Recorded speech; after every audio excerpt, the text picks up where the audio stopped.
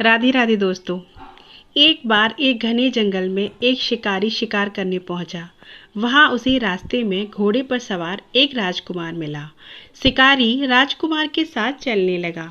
चलते चलते उन्हें एक साधु और एक तपस्वी मिला। अब वे दोनों साधु के साथ चल दिए। वे चारों जंगल में साथ साथ जा रहे थे। तभी उन्हें एक कुटिया दिखाई दी। वे चारों चलते चलते थक गए थे, सो विश्राम करने के लिए वे कुटिया में रुक गए। कुटिया में एक बाबा जी बैठे थे। कुछ देर कुटिया में विश्राम करने के बाद वे बाबा जी को प्रणाम करके जाने लगे। बाबा जी ने उन चारों को 4 आशीर्वाद दिए। बाबा जी ने राजकुमार को कहा, राजपुत्र तुम चिरंजीवी रहो। तपस्वी से कहा, ऋषि पुत्र तुम मत जियो। साधु से कहा, तुम चाहे जियो चाहे मरो, तुम्हारी मर्जी। और शिकारी से कहा, तुम न जियो न मरो। बाबा जी चारों को आशीर्वाद देकर चुप हो गए। चारों आदमियों को बाबा जी का आशीर्वाद समझ नहीं आया। उन्होंने बाबा जी से प्रार्थना की कि कृपया अपने आशीर्वाद का तात्पर्य समझाएं। बाबा जी बोले, राजा को नरकों में जाना पड़ता है।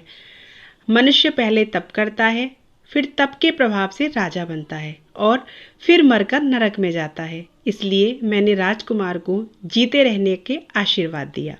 जीता रहेगा तो सुख पाएगा।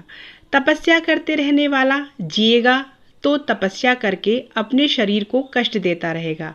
वह मरेगा तो तपस्या के प्रभाव से स्वर्ग में जाएगा अथवा राजा बनेगा।